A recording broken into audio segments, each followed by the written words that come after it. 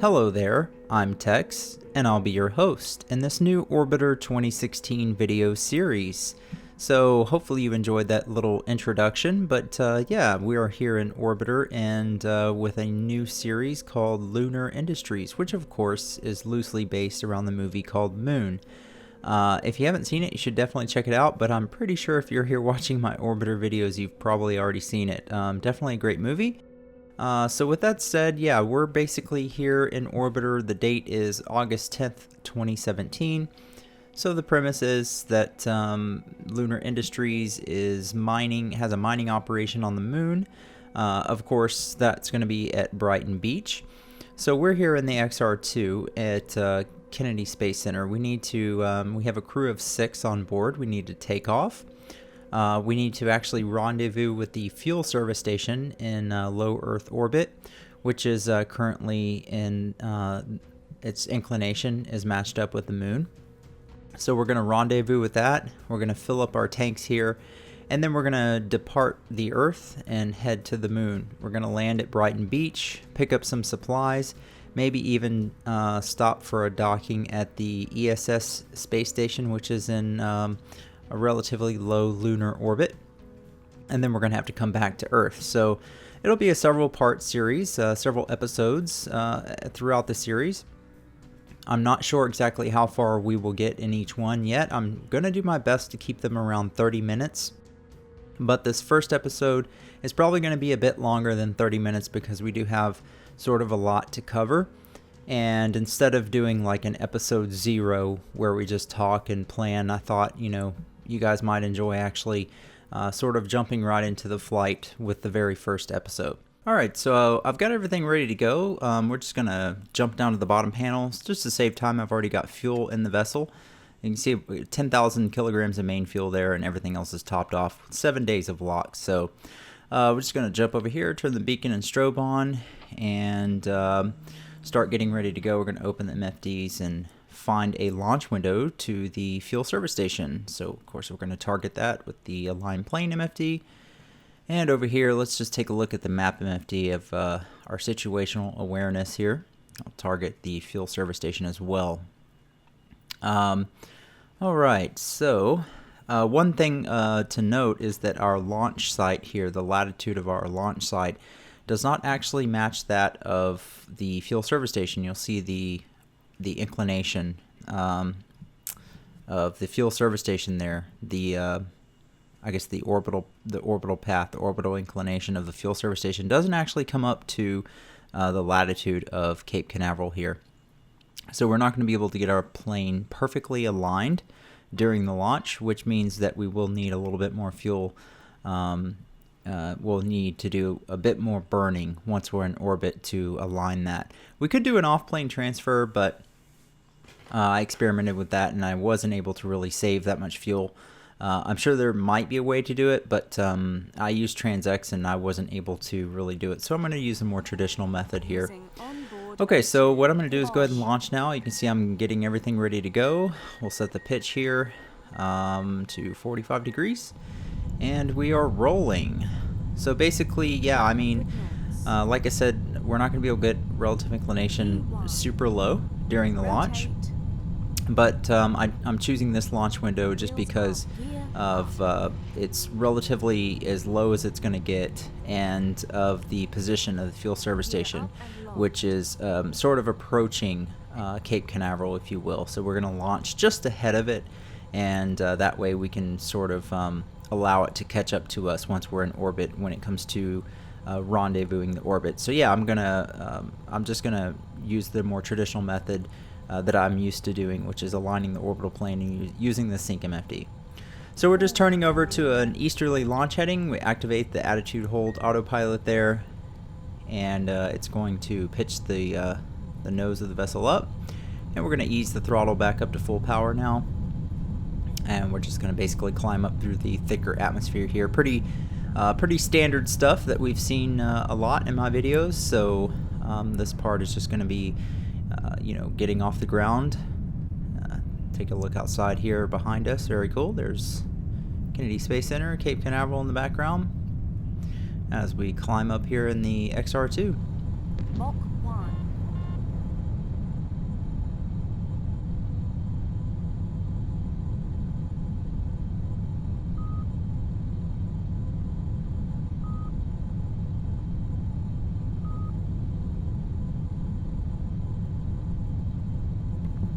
So I'm at 10 kilometers in altitude, beginning to just pitch the nose down and work on building up that tangential velocity that we need to reach orbit. And of course we're going to use our Scram engines. We need to get to around about 1,000 meters per second over there on our surface MFD on the left side. You can see we're just at 600 right now meters per second, so we need to get, I usually find it's roughly about 1,000 meters per second. The Scram engines work pretty well. I think that's about Mach 3.5 or so. So yeah, taking a look at the right MFD over there, the aligned plane MFD, you can see that the relative inclination is actually coming down a bit. It's at 8.50 degrees and ticking down. See the rate of change below that is negative. But you can see that our position vector there is almost 90 degrees to the line of nodes. So that tells me that we're pretty close to as low as it's going to get. So I am banking to the left a little bit, trying to reduce it as much as possible. While I was talking there, of course, we reached fast enough velocity to kill the main engines and activate our Scram engines. Got a little heat on the vehicle, but nothing major. That's going to happen as we climb up through the atmosphere. Take a look at the temperature display. It's getting a little hot, so we're probably going to pull back on the Scram engines just a bit. Just control that heat. We don't want to overheat, of course. Yep, so, with the Scram engines, I find that, you don't want to be climbing up too quickly. You want to remain down in the atmosphere so that they work effectively and you're generating lift from the wings. So we're approaching, we're just now past 2,000 meters per second in airspeed. I guess actually ground speed, technically. And we are just over 30 kilometers in altitude. You can see we have a 290 meters per second vertical speed and climbing a bit and slowing down just a little bit, but I'm sort of keeping the nose pitched up just to control the temperature on the vehicle. As we climb up to thinner air, there's less drag on the vehicle, so the temperature's falling, as you can see on the temperature display down there in the middle of the panel. Taking a look at the line plane MFD again, we have about 8.08 degrees relative inclination to the field service station. It looks like the rate of change is right on 0. So I'm guessing that's probably about as low as it's going to get, which is actually not that great, quite frankly. I'm guessing that's going to be about 45 seconds of burning our main engines once we're in orbit to align that plane, line our orbital plane. Oh, that's cool. There's the moon in the background, and that's where we're going to be going. But yeah, I'm guessing about 45 seconds roughly at 8 degrees. So that's probably maybe about 1,200 meters per second in delta velocity that's going to be required. Now we should have enough. One thing that I should mention that I didn't talk about already is that I have the XR2 settings, the fuel ISP settings on Expert for this series. So in other words, it's going to burn fuel quite a bit faster than the default settings. I also set the APU burn rate to realistic, so the APU fuel is gonna burn quite a bit faster. LOX consumption remains default. So yeah, I mean, we have a crew of 6 on board, but we only brought enough LOX for 4 days trip to the moon, plus like 3 days extra. I think it was 7 days of LOX that I had on board, so that's more than enough. That's a nice safety margin there. I figure we don't want to cut LOX too close, where fuel is probably going to be a bit closer here. So just taking a look at the orbit MFD over there just a minute ago, went ahead and targeted the field service station so we can see what its apoapsis and periapsis is, so we know about where MECO will occur for us. We want to try and shut our engines down when our apoapsis reaches roughly around the same, maybe a little bit higher altitude than where the field service station is, since we are going to be just ahead of it. We launched, when the field service station was approaching Cape Canaveral, so we should reach orbit while we're still just ahead of the space station there. So we're at 6,000 meters per second in ground speed, 58 kilometers in altitude. We are approaching orbital velocity, and you'll notice that the Scram diffuser temperature is about to go in the red. So we're going to have to go ahead and pull back on the Scram engines here. We're going to pitch up just a little bit. No need to stay down into the thicker atmosphere. We're going to climb up a bit. Go ahead and dump this extra scram fuel that we were unable to use before we fire up the main engines and complete the orbit.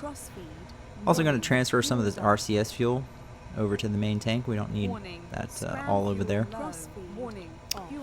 So scram fuel has been dumped, and we're at 65 kilometers in altitude and climbing. Switch over to the orbit MFD, and we're going to ease the main engines back up here to full throttle. Yeah, so basically get, you know, above 70 kilometers in altitude, and we're out of the, I'd say, the thickest part of the atmosphere, but still definitely in it. So we're going to experience some atmospheric drag, but nothing too major. You can see the whole temperatures there are dropping below 200 degrees Celsius here just a bit, so looking good. Taking a look at our apoapsis over there, it's climbing up. The apoapsis of the fuel service station is at 245.7 kilometers. So we're going to aim for engine cutoff somewhere around that range, maybe a little bit over. Relative inclination is really hasn't moved much at all, 8.09 degrees. So yeah, we're definitely looking at, you can see over there, about 45 seconds of burn time. And here comes our apoapsis, and engine cutoff there at 253 kilometers, just slightly above the apoapsis of the fuel service station. So we're just going to coast here for a bit. Go ahead and deploy the radiator. Still a little heat on the vehicle, but it's within safe margins. We can go ahead and deploy that.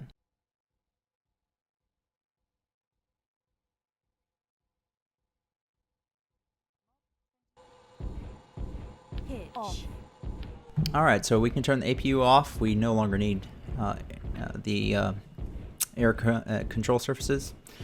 And let's finish transferring this RCS fuel over to the main tank. We'll probably keep about 20%, I guess, or so in the RCS tanks.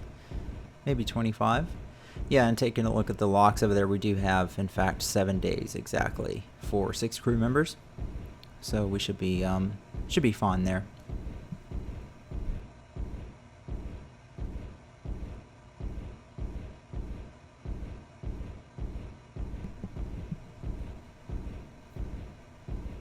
And we'll go ahead and take it down to 20% in the RCS tank. That will work. Very good. Okay, let's make sure we're set up for orbital operations. Turn on rotational RCS. Switch over to the orbit HUD. Go ahead and zero that out while I'm thinking about it. Go up here. I guess we can turn off the strobe. We'll leave beacon on. So everything looks good there. One last check down here, and everything looks good there. So, all right. So what we need to do is we need to, we're in orbit, an unstable orbit. We need to do a burn at our apoapsis to raise our periapsis up out of the atmosphere. But we also need to align our orbital plane. And it looks like we'll probably have to do the burn at our apoapsis first, because the next node crossing is the descending node over there. Go to this cockpit view, a little bit easier to see. Take a look at burn time MFD. We have about 2100 meters per second and delta V remaining in our main tanks. That is not including anything in our RCS tanks. So that should be more than enough for us to get to the fuel service station. So yeah, we're approaching that descending node over there. Put in 1200 meters per second, and you can see that's about 44 seconds of burn time. Almost 45, which is what we're looking at on the align plane MFD, so that's fine. But yeah, you can see we're approaching the descending node next. But if we go back over, put a line plane on that side, and orbit over here, yeah, you can see our apoapsis is pretty much in the same spot, pretty close to the descending node, so I'm not sure if we'll have time to do both this pass. And there's the fuel service station. It's still a ways behind us. We could have waited a bit longer and it would have been closer, but that's fine. So we're going to basically play a game of allowing the fuel service station to catch up to us when it comes to rendezvousing the orbits. So yeah, so at this point I think what we just need to do is coast around to our apoapsis and basically just circularize the orbit. Okay, we're approaching apoapsis. Just rotating the vessel here prograde in preparation for the burn. We might go ahead and take a look over here at interplanetary MFD2 just to see how much delta V is going to be needed to circularize the orbit. Probably not going to use it for the burn though. So we're looking at about 142 meters per second. That's not bad at all. So yeah, no problem. So yeah, our periapsis is 213 kilometers underneath the surface of the Earth, so definitely an unstable orbit. So we're going to go ahead and burn our main engines now. We're just circularize the orbit here, looking at eccentricity, and there we go. That's good enough. And it looks like we may have just enough time to do the burn here to align our orbital plane. We're about 110 seconds from the node crossing. We're looking at 42 seconds of burn time, so that means we'll start burning roughly about 21 and a half seconds, I guess. And it is the descending node we're approaching, so we're going to be burning orbit normal, which is the plus sign. So yeah, just taking a look at the orbit MFD over there, where our altitudes are above that of the fuel service station at periapsis and apoapsis. So that means that currently the fuel service station is going to be catching us. Actually, periapsis dropped just a little bit lower, but at this point it's super close. So the first step in this process is to go ahead and orient the vessel orbit normal, which we're doing now. And we'll go ahead and get that orbital plane aligned here. Now I'm going to do this burn sort of manually, which is a bit challenging, but I'm not sure if this is the case with all of the vessels. I know the XR2 definitely, because it has so much power with the main engines, that the autopilot has trouble holding it perfectly orbit normal. So the nose will actually pitch up a bit when you go to full power, which causes the apoapsis, periapsis to altitudes to be affected. So we don't want that. So I'm manually burning now, just trying to keep the vessel perfectly pointed orbit normal.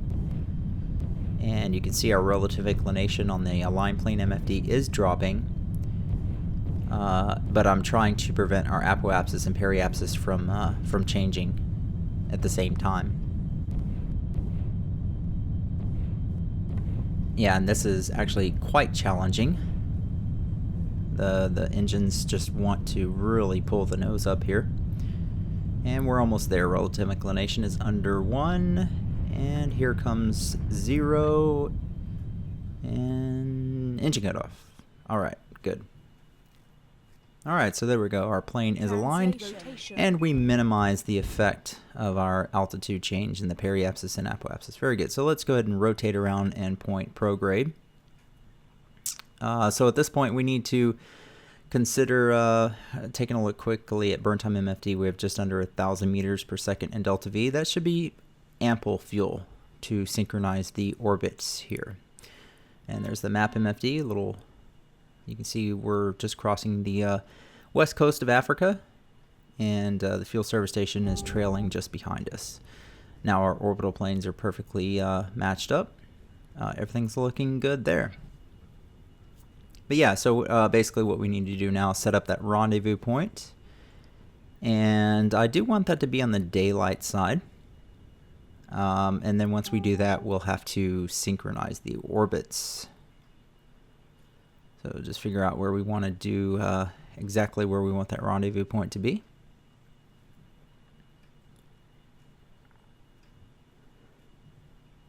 So I think what I'm going to do is I'm actually going to time accelerate,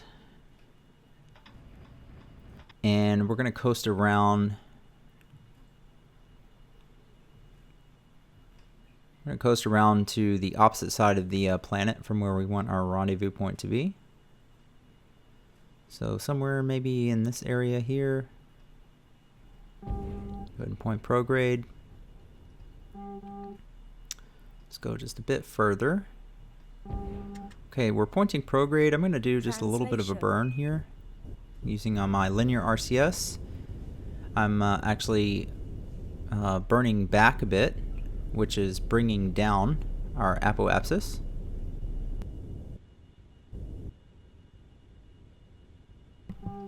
Okay, so let's take a look, pull up the sync MFD. We'll go ahead and target fuel service station. Alright, and by chance we do have a couple of intersections there. Let's see, ship apoapsis, Let's change the list length to 10 maybe. And time accelerate. So we want the rendezvous point to be on the opposite side of the planet there. And actually, you know what?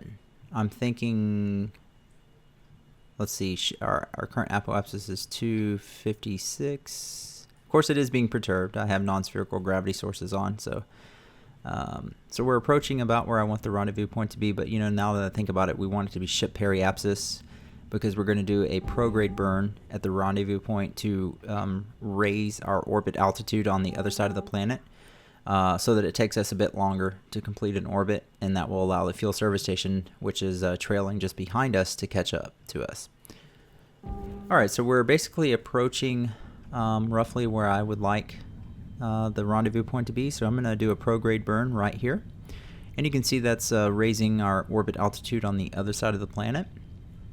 It also gave us a definitive apoapsis, which helps a bit with the orbit being perturbed from non-spherical gravity sources. When your periapsis and apoapsis altitudes are very close to each other, you'll notice on the orbit MFD that the two will sort of switch places a lot during your orbit, because the orbit just being perturbed. So yeah, we've raised our apoapsis up a bit. We're going to go just a little bit further with it here.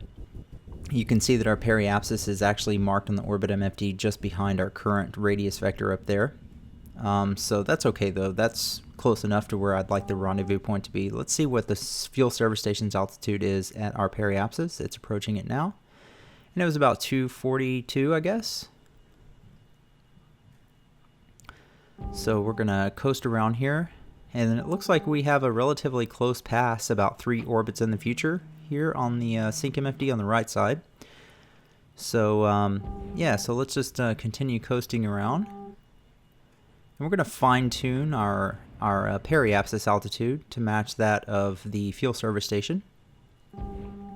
Trying to keep the vessel pointed prograde so we don't have to keep doing that as we approach our apoapsis now. We're going to use linear RCS just a little bit to adjust our periapsis altitude. I'm raising it up. Now, even though periapsis altitude says 250 on this side of the planet, because it's being perturbed, and the way that orbit MFD actually calculates that, when we get over to our actual periapsis, you'll see that the altitude is different. So we're just going to adjust the orbit list length there we just saw to 3 orbits in the future, because we already have a nice close pass that we will adjust a bit more. So it's not going to take us too long to actually get there.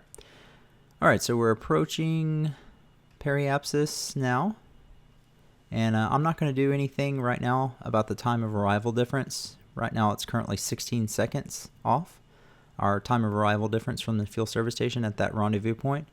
Its altitude is 241.8 right there at our rendezvous point, and ours was a bit off, a few kilometers I guess, so we're going to adjust that. We're going to coast around to our apoapsis, and we're going to try to get that periapsis altitude, the rendezvous point altitude, as precise as we can to the fuel service station, and that'll just really help us get a really close pass at the fuel service station, which will minimize how much maneuvering we have to do when it comes to docking and everything. So I actually passed up apoapsis just a bit, but it's okay. We'll go ahead and use linear RCS here and just go ahead and adjust that, even though we're a little bit past it. So you can see I'm increasing, I'm translating forward, which raised up our periapsis. It shows our periapsis is 254 kilometers, but watch as we coast around and we actually get over to the periapsis, it's actually going to be, you can see it's actually decreasing right now. So it's reading higher than it really is on the opposite side of the planet.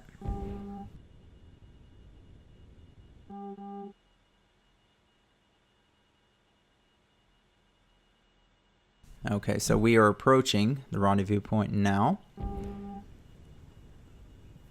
And so now that we're at our periapsis, it shows our altitude is actually 240.4 kilometers. And I think that's still a little bit low. But we'll go ahead and use linear RCS at this point and bring down the time of arrival difference. You'll see that's dropping over on the DT min on the SyncMFD is dropping to 0, and there's 0. Great. Alright, so now we are arriving at the rendezvous point at the same time as the fuel service station. Relative inclination is perfectly on 0 still, so that's good. However, the altitude of the fuel service station is actually 241.9 or so at our rendezvous point, and our altitude was about 1.5 kilometers under that. So I'm going to coast around to our apoapsis one more time, and I'm going to do a small little burn with our linear RCS to raise our altitude there at the rendezvous point by 1.5 kilometers to match that of the fuel service station.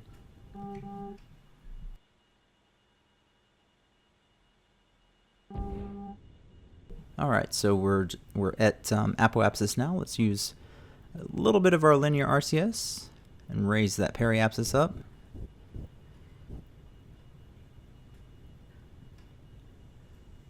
Just a little bit more.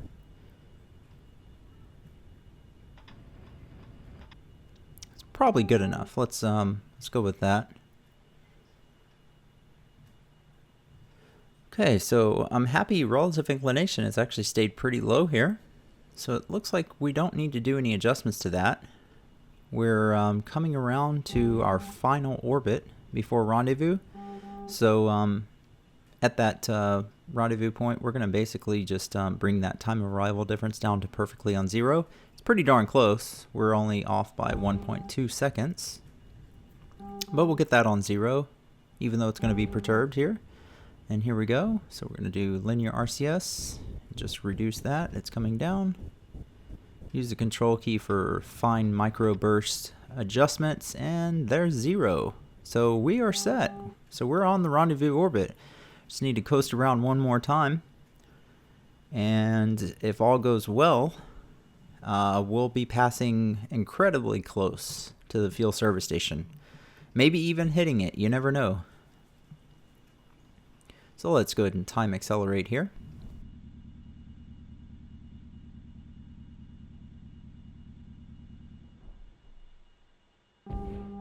So once we get a little further around, I'll go ahead and set up our comm nav frequencies.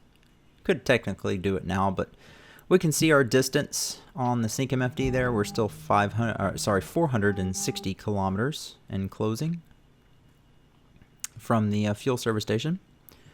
So we're half an orbit away. There's the moon in front of us.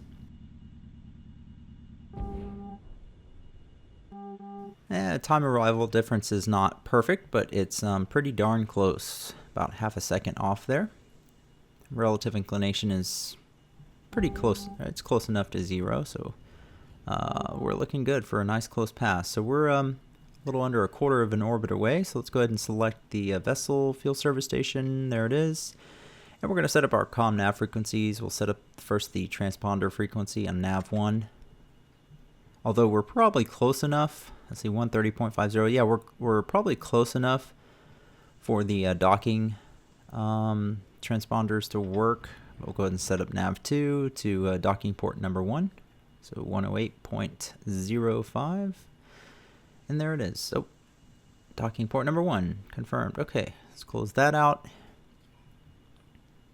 So let's go back to the SyncMFD on this side, and then this side we don't need orbit anymore. We'll open docking MFD, and it is slave to nav 1. Press the HUD button to bring up the data from the docking hub, but I'm going to wait just a little bit longer because I want to keep the vessel sort of pointed prograde here.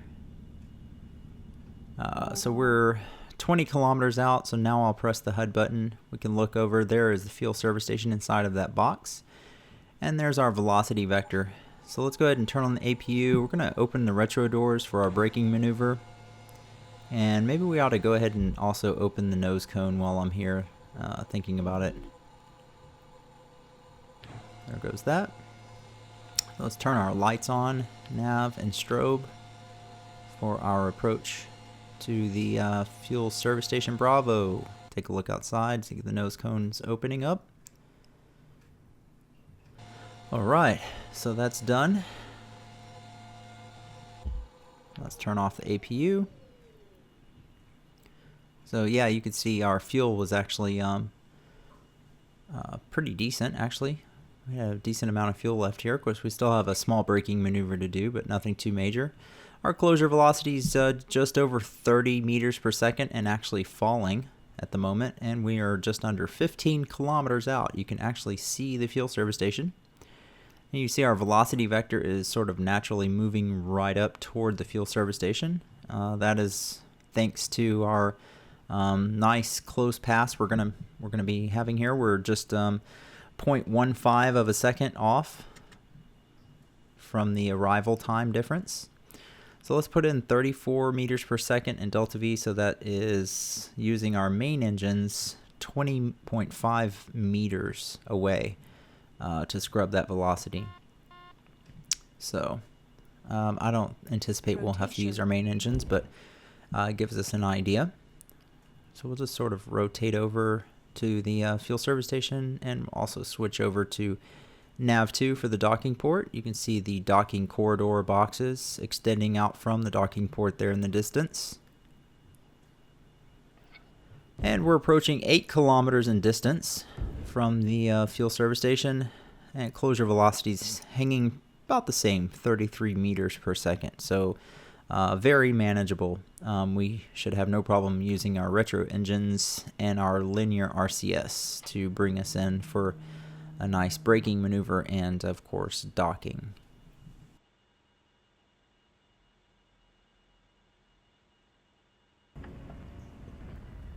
Alright, we're just going to time accelerate just a bit there.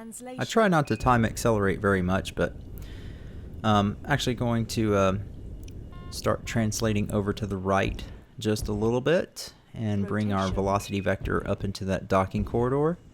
We'll rotate and face that velocity vector there. So we're about almost 3.5 kilometers out. Closure velocity is the same. Switch to retro engines. We're looking at 96 meters, 96.7 meters in distance for braking, for scrubbing that 34 meters per second in velocity using our retro engine. So that's really super close.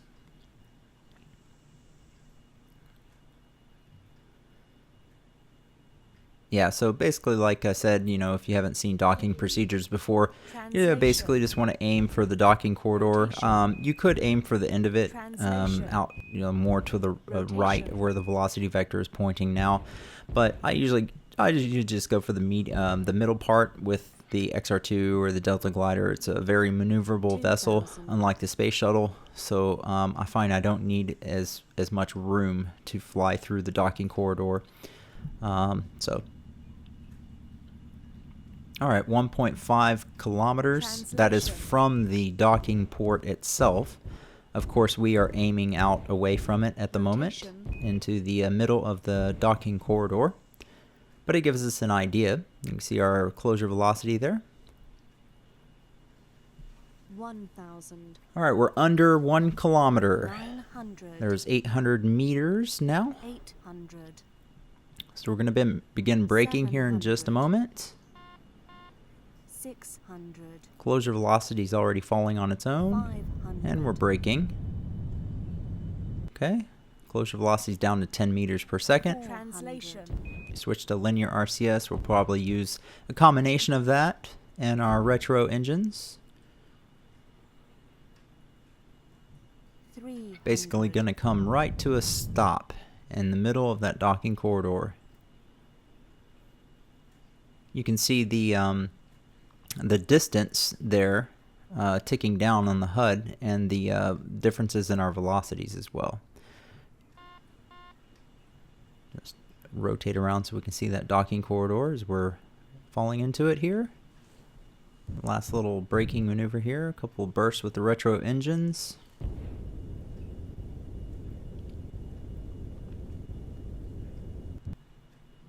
Rotation. Let's go ahead and rotate around, point the nose of the vessel toward the docking port there. Translation. Also going to translate our velocity vector over toward the fuel service station a bit as we come around.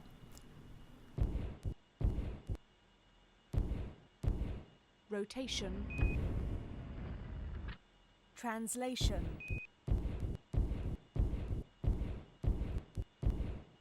Rotation. I'll go ahead and roll over right side up. So we want the two bars to be above us on the docking corridor, the two bars that are close together there. So we're going to come in, orient the appropriate way to come into the docking port here. And now comes the fun part.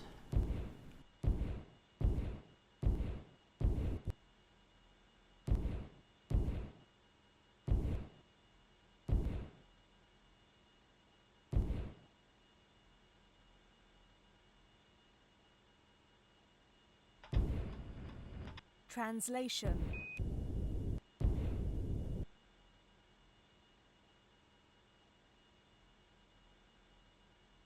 All right, so translate down into that docking corridor and really try and keep everything as aligned as we can as we approach the docking port, and hopefully come in for a nice soft dock here.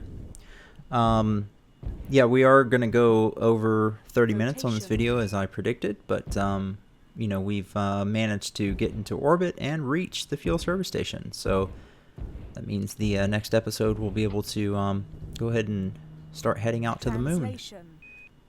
So we're just going to take this nice and slow.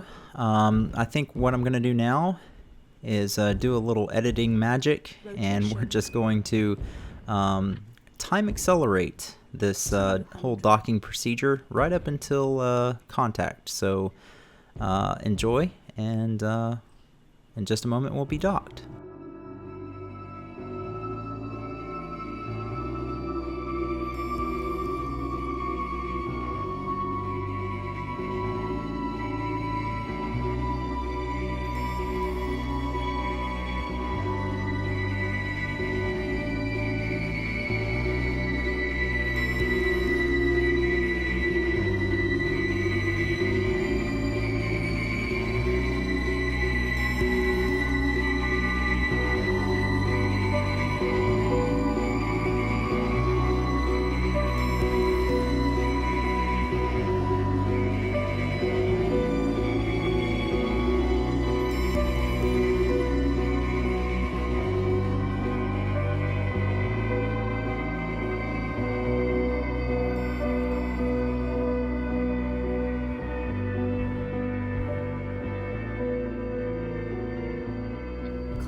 All right, there we go, contact. So we are safely docked to the fuel service station.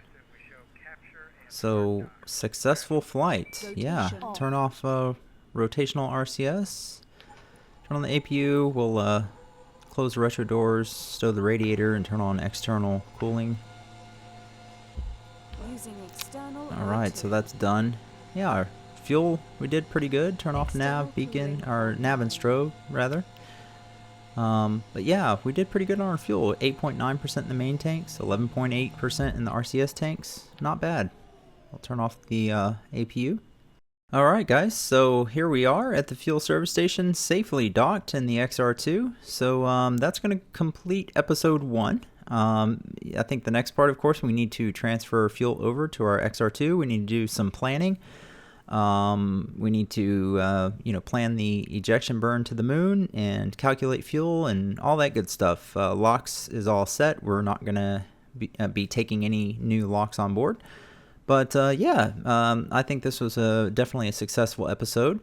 Maybe not the most efficient way to get up here. I bet Dimitri or someone could probably find a more efficient way. Like I said, I played around with TransX and an off-plane transfer, and didn't really have much luck with it, but also didn't spend a super long amount of time doing it. So anyway, thank you guys for watching. I'm glad to bring this new series to you. I hope you guys are enjoying it. And of course, I hope you guys are all doing really well.